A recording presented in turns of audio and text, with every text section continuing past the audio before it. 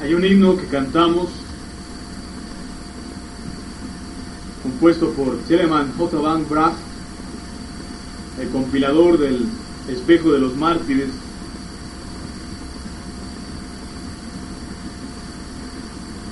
Dice así: perdóname, oh mi Dios, para que yo, polvo y ceniza, llegue a ti. Lo que causó que mis lágrimas corrieran fue el recuerdo del sufrimiento, la muerte cruel de tus mártires, ovejas indefensas todas juntas, inocentes llevados al agua y al fuego, a la espada y a las bestias hambrientas, allí para sufrir y allí para morir, por tu nombre santísimo, allí para sufrir y allí para morir, por causa de tu nombre, oh Dios. Sin embargo, también con gozo yo los contemplé, al ver su confianza también en ti, al ver su confianza en tu gran gracia mientras peleaban valientemente, caminando a través del camino angosto y la puerta estrecha. Oh, cuán a menudo yo deseé ser un partícipe con ellos. Mi alma fue con ellos a la prisión y con ellos se quedó en el tribunal, allí para sufrir y allí para morir por tu nombre santísimo, allí para sufrir y allí para morir por causa de tu nombre, oh Dios. Yo los contemplé rogando a Dios, sufriendo pacientemente, sin estremecerse ni comprometer la verdad. Sufrieron la sentencia de muerte que les apremiaba en el lugar de la ejecución, el cadalso y la estaca, diciéndoles a ellos: hermanos y hermanas, valientemente luchen, la corona les espera. Y así yo con ellos morí, porque grande era mi amor que me ligaba a ellos, allí para sufrir y allí para morir por tu nombre santísimo, allí para sufrir y allí para morir por causa de tu nombre, oh Dios.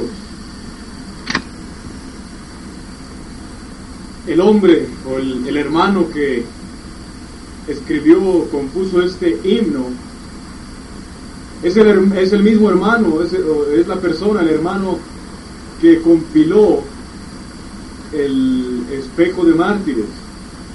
Es el mismo hermano, la misma persona. Y por eso quise que cantáramos este himno, el cual quiero que tengamos en mente durante el resto de la predicación.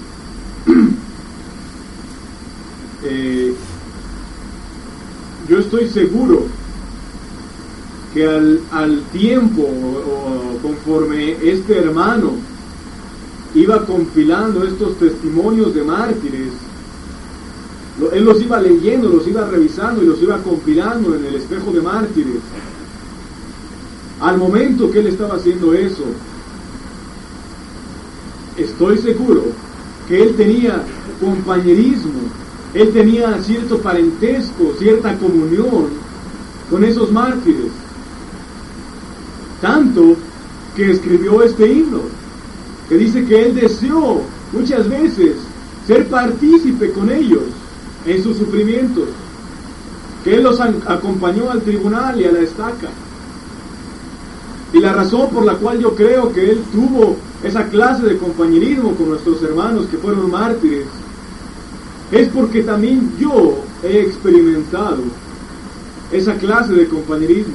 Cuando leo la misma Biblia y leo de los apóstoles, de los profetas, de los santos allí, y también cuando leo la historia de la iglesia, como este ejemplo del Espejo de los Mártires, yo me doy cuenta que yo estoy pasando por la gracia de Dios por lo mismo que ellos están pasando.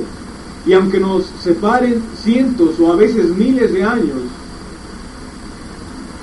yo tengo compañerismo y comunión con ellos.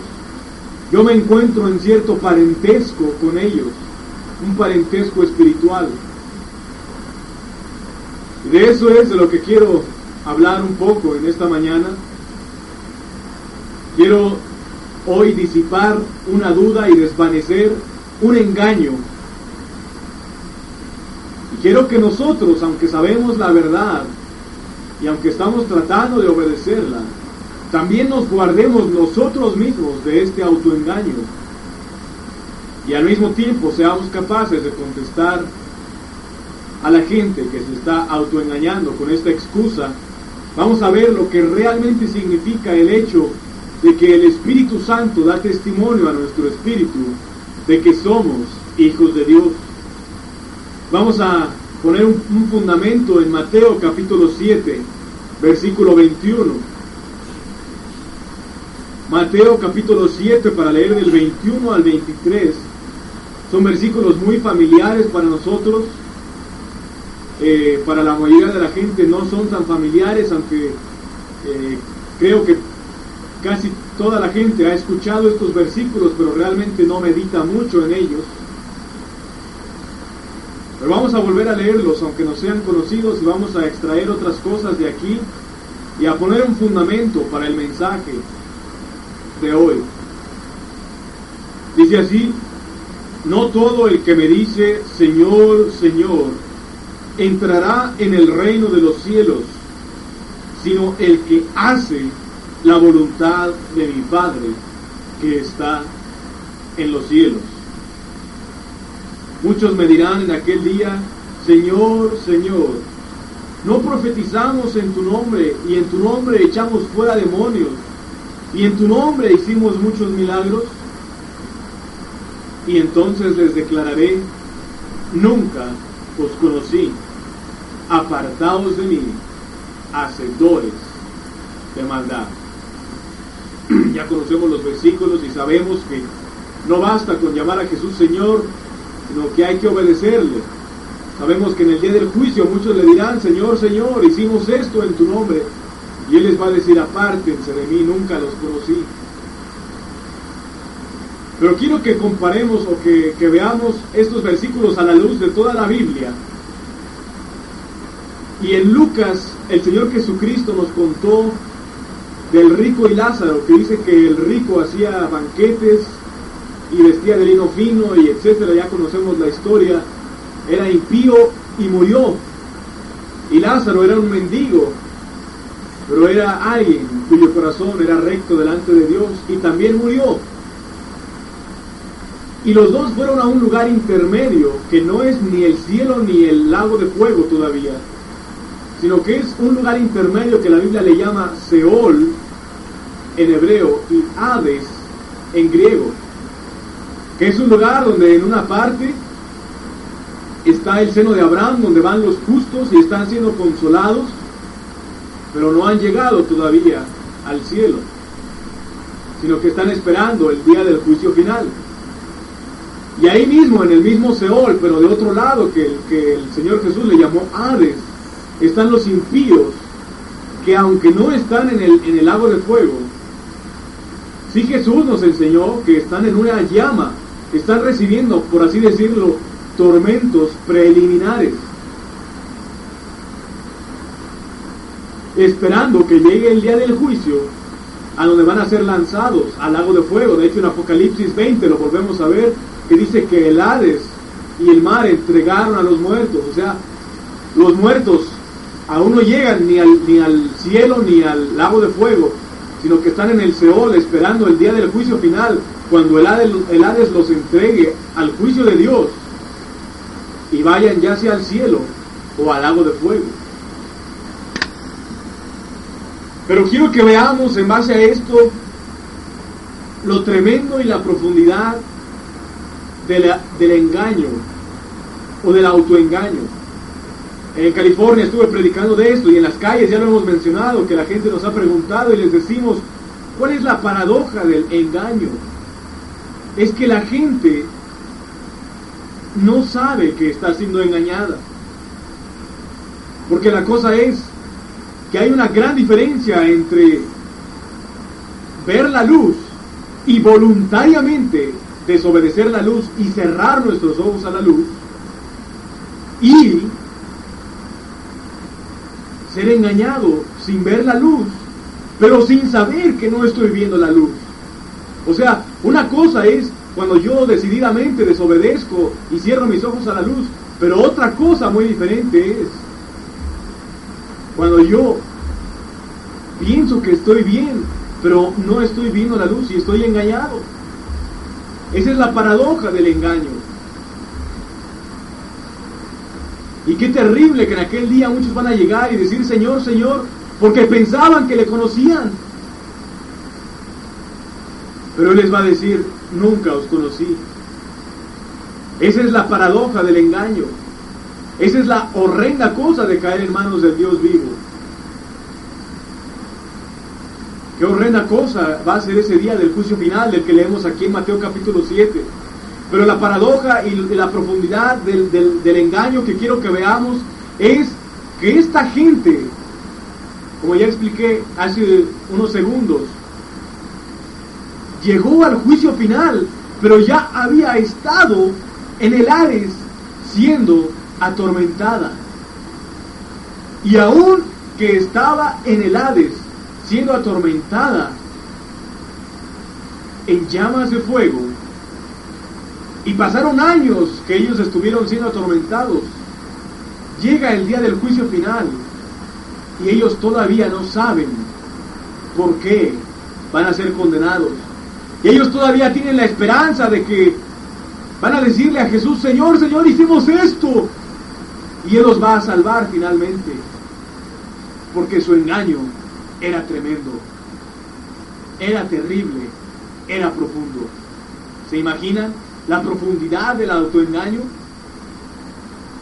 Yo estoy seguro que ahorita, en este momento que nosotros estamos en el planeta Tierra, hay gente que está en el Hades, sufriendo tormentos de fuego, y no sabe por qué está allí. Porque su vida aquí la vivió engañada. Qué horrible que después de haber estado en el Hades por años, lleguen al juicio final y todavía piensan que estaban bien con Dios y no saben por qué fueron enviados al Hades. Todavía van a decir, Señor, Señor. Esa es la sutileza del autoengaño. Que miremos bien esto, esta profundidad del engaño. Esta gente estuvo siendo atormentada en el infierno.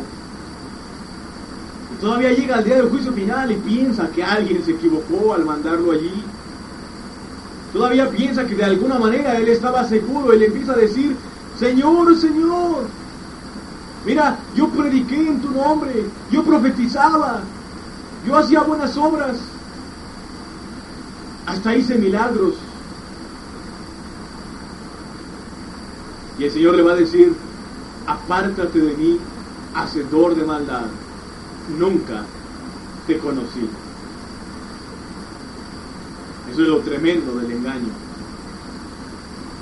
Hay hoy en día gente que está confiando en cierta clase de experiencia o en ciertos versículos bíblicos sacados de su contexto, como diciendo, todo aquel que invocare el nombre del Señor será salvo. Y piensan que porque un día, hasta se saben muchos la fecha, tal y tal día, yo invoqué el nombre del Señor, le pedí que me salvara, le rogué, le imploré, confesándole mis pecados, y le pedí que entrara a mi corazón. Y como ahí dice que seré salvo si hago eso, yo estoy seguro que voy camino al cielo. Sin embargo, aquí claramente dijo el Señor Jesús que muchos le van a decir Señor, Señor, pero no van a ir al cielo. Muchos van a invocar su nombre, pero no van a ir al cielo. Porque Él dejó claro, no todo el que me dice, Señor, Señor, entrará en el reino de los cielos, sino el que hace mi voluntad, el que hace la voluntad de mi Padre que está en los cielos. Por más excusas que ponga la gente, las palabras de Cristo no pasarán y siguen firmes, diciendo que no es el que oye sus palabras, sino el que las oye y las hace, diciendo que el que tiene sus mandamientos y los guarda, diciendo, sígueme, diciendo que el que tiene oídos para oír y ojos para ver, el que está poniendo en la práctica aquello que Jesús enseñó. Quiero que vayamos a donde quiero llegar, es a Romanos capítulo 8, vamos allí, Romanos capítulo 8, versículo 16, dice así: el Espíritu mismo da testimonio a nuestro espíritu de que somos hijos de Dios. Si le preguntáramos a la gente en esta mañana, saliéramos a la calle y le preguntáramos a la gente que este versículo, ¿qué quiere decir para ellos? Seguramente nos contestarían, alguien tal vez nos diría, bueno, es que un día yo oré como Jacob, diciendo, Señor, no te dejaré si no me bendices, y oré, y oré, y oré, hasta que recibí el Espíritu Santo y recibí la seguridad y el sentimiento de que era salvo, y ahora sé que soy salvo. Otra persona tal vez diría, es que tal día yo entendí que era pecador, confesé mis pecados y acepté a Cristo en mi corazón, y desde ese día hasta ahora yo sé que soy salvo. Otro diría, es que yo tuve una experiencia de un arrepentimiento radical y logré entender mi pecado y avergonzarme, y sé que ahora soy salvo por la gracia de Dios.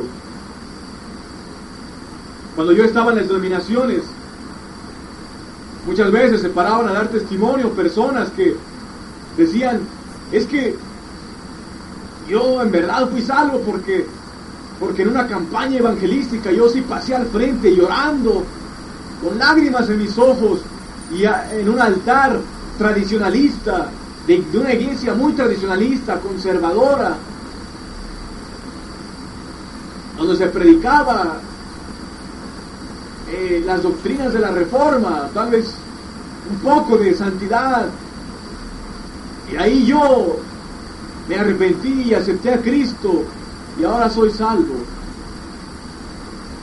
Sin embargo, cuando yo empecé a buscar, ahí estando en las denominaciones, empecé a buscar la verdad, yo veía las vidas de esa gente, no había vida en su corazón. ¿Cuántas veces hemos estado en las calles predicando con letreros de advertencia? Gente se nos acerca y nos dice, mira, ahórrate tus letreros, ahórrate tus advertencias, porque no importa cuánto me adviertas, yo estoy seguro que voy a irme al cielo. Y aún así vemos que están viviendo como el mismo Satanás. Y piensan que son salvos sencillamente porque sienten que son salvos. Tienen un sentido de seguridad, un sentido o un sentimiento de que están seguros, de que están salvados, de que están a salvo, de que están librados de la condenación. Y porque se sienten así,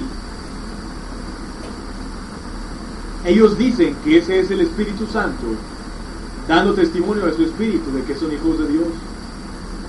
Bueno, hay un espíritu que les está dando testimonio de que son hijos de Dios, pero no es el Espíritu Santo.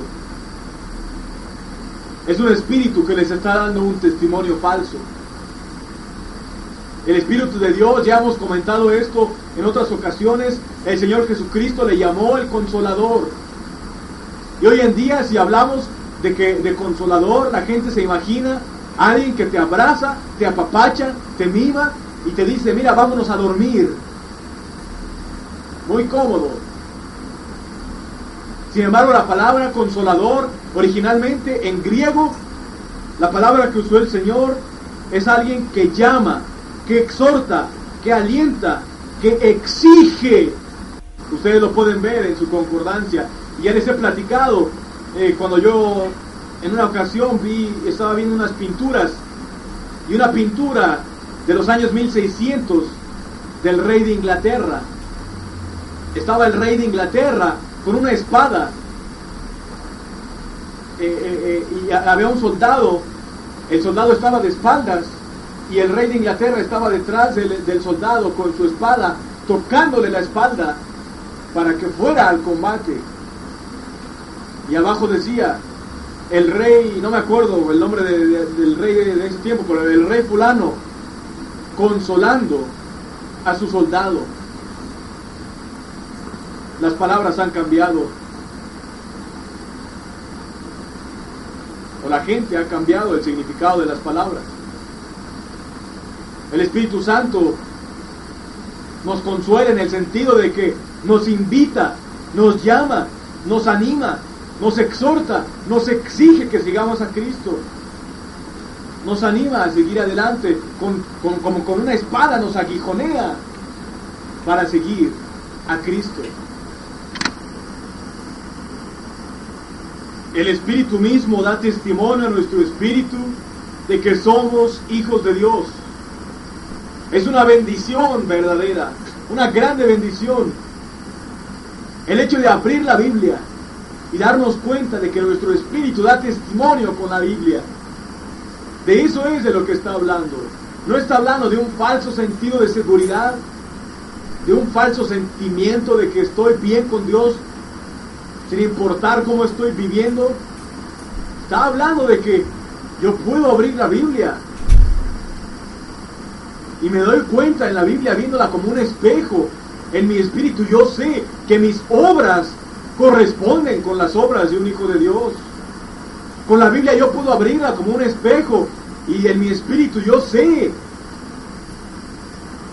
que estoy oyendo sus palabras y las hago, que estoy haciendo la voluntad del Padre que está en los cielos. No solo eso, sino que yo puedo abrir la Biblia y leer de hombres de Dios y mujeres de Dios y lo que ellos experimentaron, y yo sé, yo conozco lo que ellos experimentaron, no porque lo leo en la Biblia y me lo sé de memoria, sino porque yo lo sé, yo mismo lo experimento. Los mismos padecimientos de ellos se están cumpliendo en mí. El Consolador es como el himno que cantamos, que a través de tentaciones, de pruebas, a través aún del martirio, de la estaca, del fuego, del agua, de las bestias, nos anima a seguir adelante. Nuestro consuelo no viene por un sentido falso de seguridad. Nuestro consuelo proviene del hecho de que sabemos, reflejando nuestra vida en el espejo de la palabra de Dios, que nuestras obras corresponden con el hecho de que estamos oyendo las palabras de Cristo y haciéndolas, y que cuando leemos de hombres y mujeres de Dios en la Biblia y en lugares como el espejo de mártires, sabemos lo que ellos experimentaron porque nosotros lo estamos experimentando. Y repito, lo sabemos, lo que ellos experimentaron, no porque decimos, es que ellos eran los anabaptistas y nosotros descendemos de ellos, mira, tenemos las mismas doctrinas. No porque descendamos de ellos, ni aún porque predicamos las mismas doctrinas, ni porque nos sepamos de memoria, de pasta a pasta, el espejo de los mártires o la Biblia misma, sino porque, como dije, nosotros por experiencia conocemos aquellas cosas que ellos experimentaron. En Honduras hay un hombre que ya por 6 años ha estado de parte de nosotros, y no digo sencillamente de nosotros, sino de parte de Dios. Ha estado escuchándonos y él se ha dado cuenta de los errores de su denominación, y hemos estado hablando por teléfono durante esos 6 años, Cada vez que hablaba yo con él por teléfono, teníamos compañerismo y comunión. Y él me decía, sí, esto lo veo claramente. Y se emocionaba. Sin embargo, parecía que iba avanzando muy lentamente, poco a poco. Y en esos 6 años todavía no lograba salir de su denominación. Sin embargo, estas últimas semanas empezó a estar más y más ferviente y empezó a confrontar a sus obispos. Pero entonces se enfrentó con la presión de parte de ellos y de su misma familia, que le decían, no, mira, tus convicciones están bien, pero rinde un poquito solamente de tus convicciones. Mira, aquí vamos a tratar de que estés a gusto. Mira, somos tu familia y qué tristeza sería que tú te fueras de aquí. Y con muchas palabras persuasivas y aún de infundir temor, lograron convencerlo de que rindiera sus convicciones, de que pues ya dejara sus convicciones en el piso. Ayer hablé con él por teléfono otra vez y estuvimos hablando por 2 horas y estamos de acuerdo en muchas cosas, pero aún así ya no tenemos compañerismo, ya no hubo parentesco, ni comunión, ni compañerismo. Nuestros espíritus ya no se daban testimonio el uno al otro, porque algo había pasado. Y en la plática por teléfono él me comentó lo que había pasado. Pues hablamos un buen rato, pero él parecía que estaba bajo mucha presión de su denominación y quería ya mejor esconder la luz que había recibido. Sencillamente yo al final le dije una cosa, le dije, mira, podríamos hablar 1000 cosas, pero solo te digo una cosa. Tú has visto el libro de Fuego en las Colinas de Zúrich.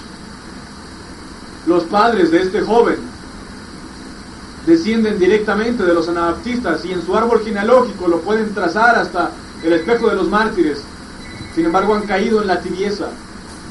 Y yo le dije, mira, tú conoces bien esas historias, pero lee otra vez Fuego en las Colinas de Zúrich. Y ahí se cuenta de los anabaptistas cómo empezaron. Empezaron a leer la Biblia y a ponerla en práctica y a seguir a Cristo con fe y con valor.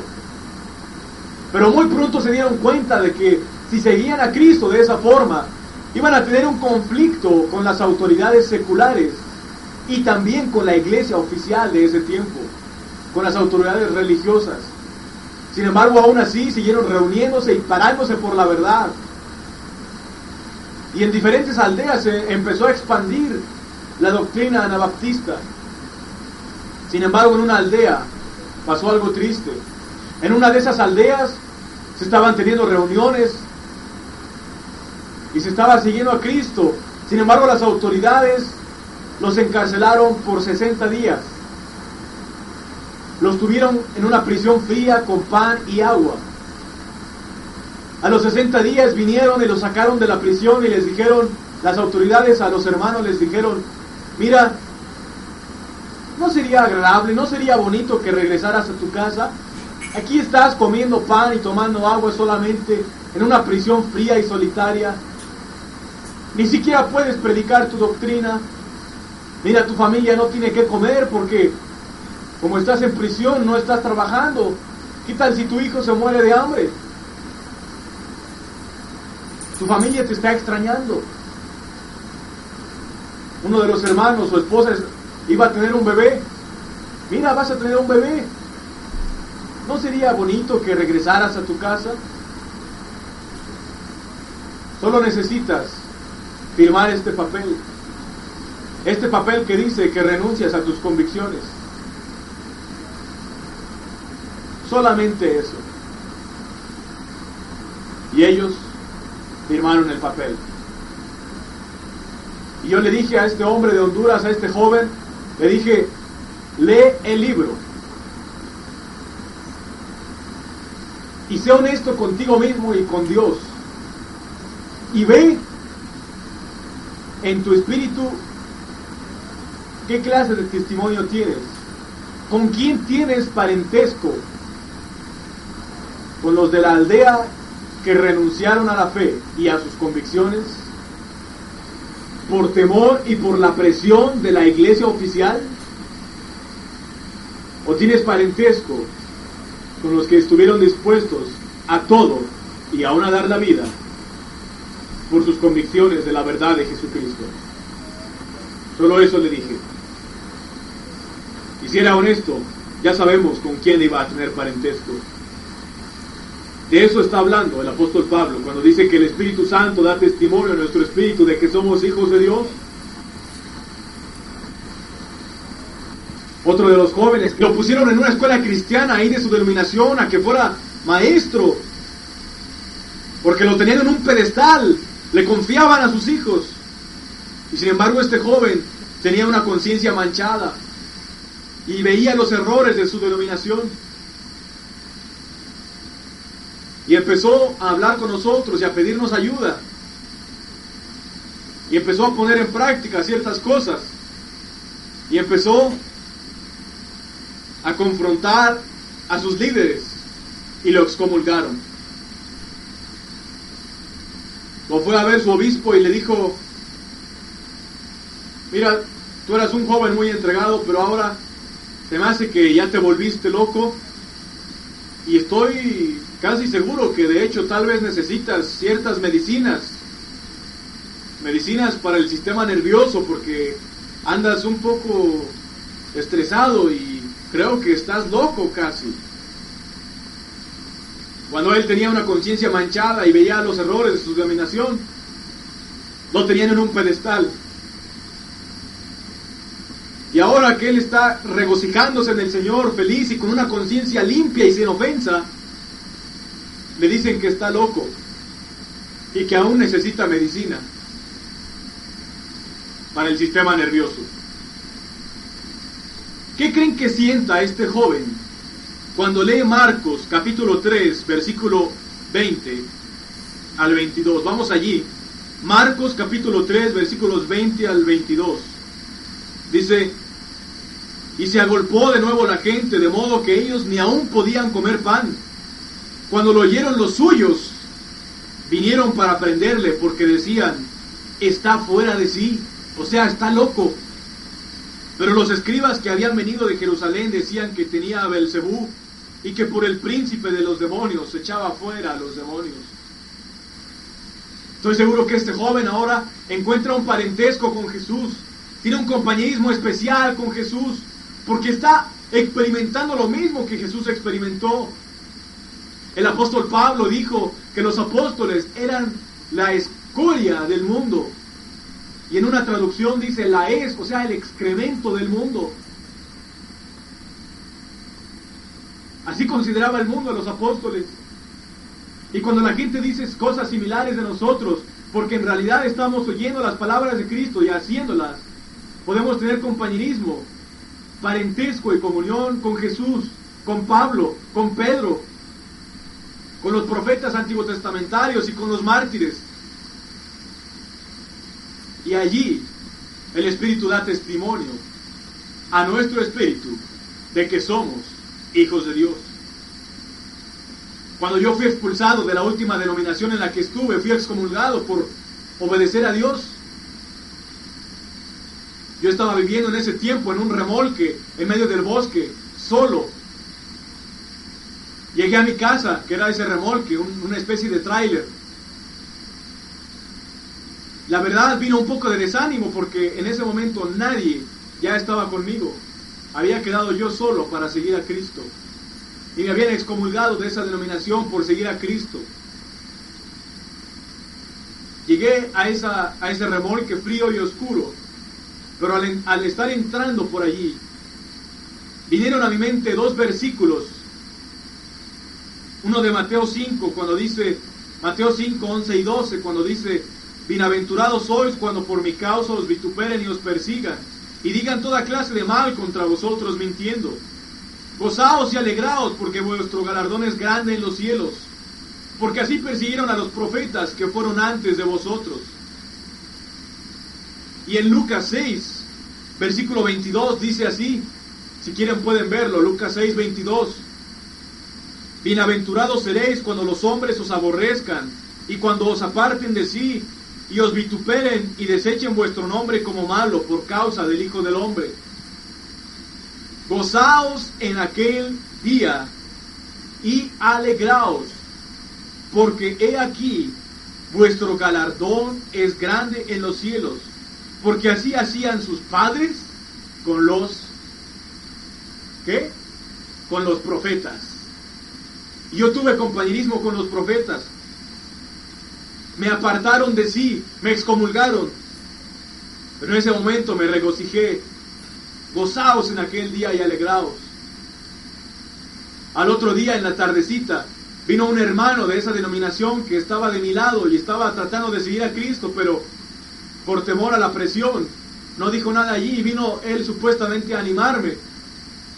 Y se lo agradecí, pero le dije, mira, cuando yo estaba entrando por la puerta, vinieron a mi mente estos dos versículos.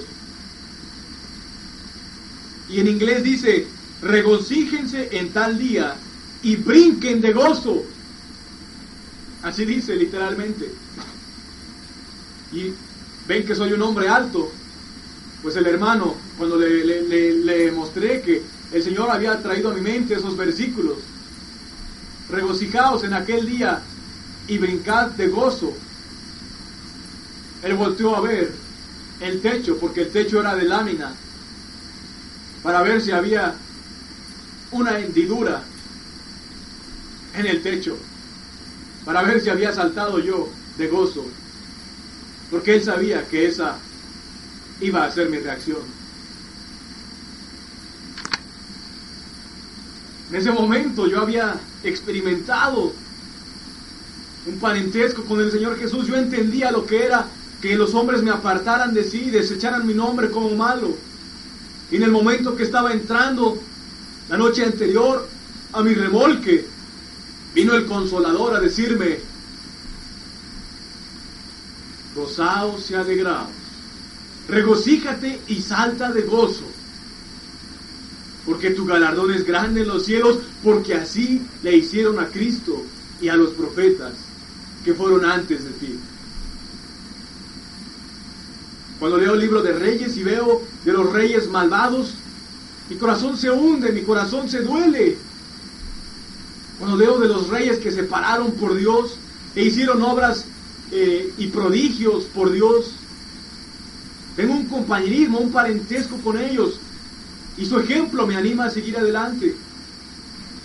Y a veces cuando al final o en medio de su vida, esos reyes dicen que eran justos, pero su corazón no fue perfecto finalmente, y fallaron, allí mi corazón también duele.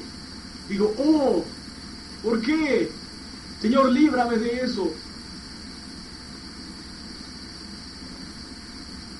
Porque estoy teniendo parentesco, estoy teniendo comprensión, o como dice la gente, química, con el espíritu de la gente que estaba alineado, sintonizado con el Espíritu de Dios.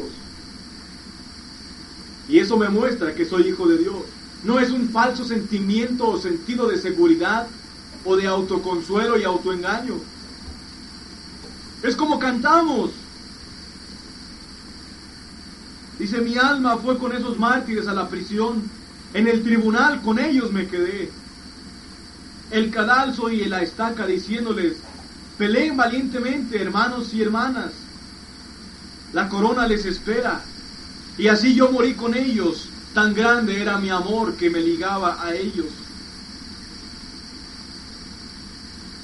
Con gozo yo contemplé al ver su confianza en tu gran gracia mientras peleaban valientemente a través de la puerta y el camino estrecho. Yo tengo compañerismo con esos mártires. Eso es lo que significa que el Espíritu da testimonio a nuestro espíritu de que somos hijos de Dios. significa que el Espíritu Santo que inspiró la palabra de Dios, la Biblia, cuando yo la leo, veo que estoy experimentando las mismas tentaciones, aflicciones y pruebas que los hermanos que están escritos en la Biblia.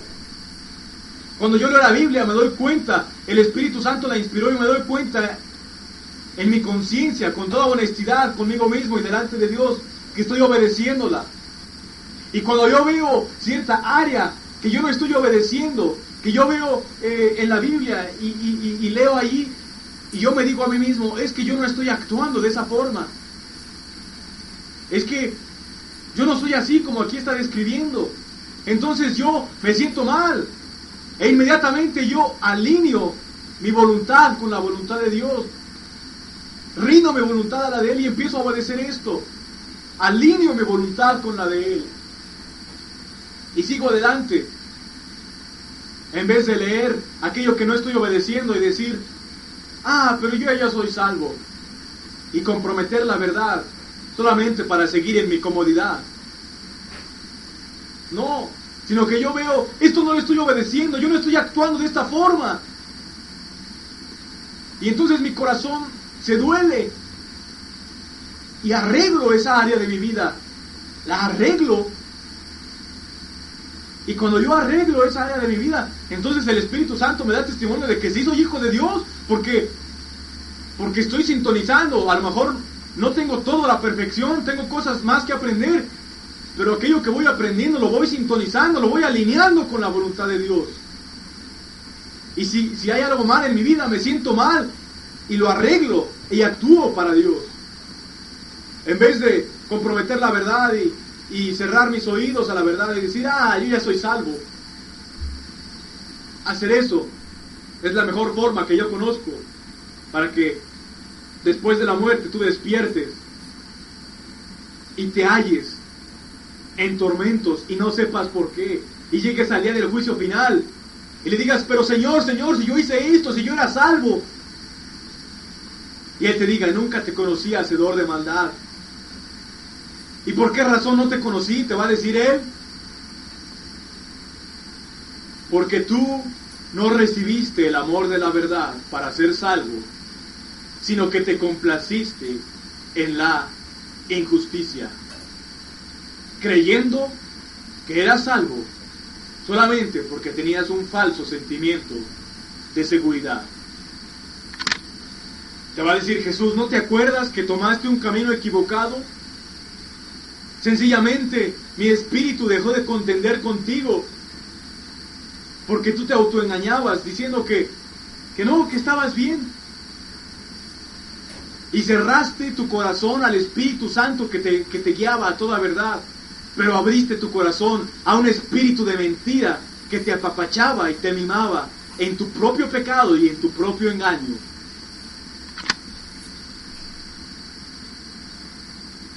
Porque creíste una mentira. Dijiste, no, yo ya me arrepentí, ya acepté a Cristo, ya me bauticé y estoy haciendo buenas obras. Yo profetizaba. En vez de poner tu fe en decir, es que yo confiaba en Cristo, yo tomé mi cruz, yo lo seguí de tal forma que yo experimentaba lo mismo que Él y que los apóstoles. Y yo sabía lo que era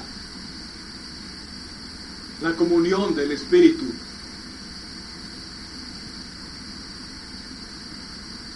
Que Dios no contenderá para siempre con el hombre y envía un poder engañoso a aquellos que no creen a la verdad, sino que se complacen en la injusticia. Quiero terminar leyendo varios versículos de Primera de Juan. Vamos allí. De hecho, bastantes versículos. Sencillamente los voy a leer. Y los teólogos y los predicadores dicen que Primera de Juan es el libro de la seguridad o seguridad de salvación. Y yo creo firmemente que ellos tienen razón en eso. Pero realmente no puedo entender cómo alguien pudiera leer este libro de Primera de Juan y extraer de allí la seguridad falsa que la gente hoy en día tiene. La seguridad falsa que tratan de sacar de contexto de Primera de Juan. ¿Se han dado cuántas veces dice, y en esto sabemos, o en esto conocemos? Primera de Juan, capítulo 4, verso 1. Dice, amados, no creáis a todo espíritu, sino probad los espíritus si son de Dios, porque muchos falsos profetas han salido por el mundo. En esto conocer el Espíritu de Dios. Todo espíritu que confiesa que Jesucristo ha venido en carne es de Dios. Y todo espíritu que no confiesa que Jesucristo ha venido en carne no es de Dios.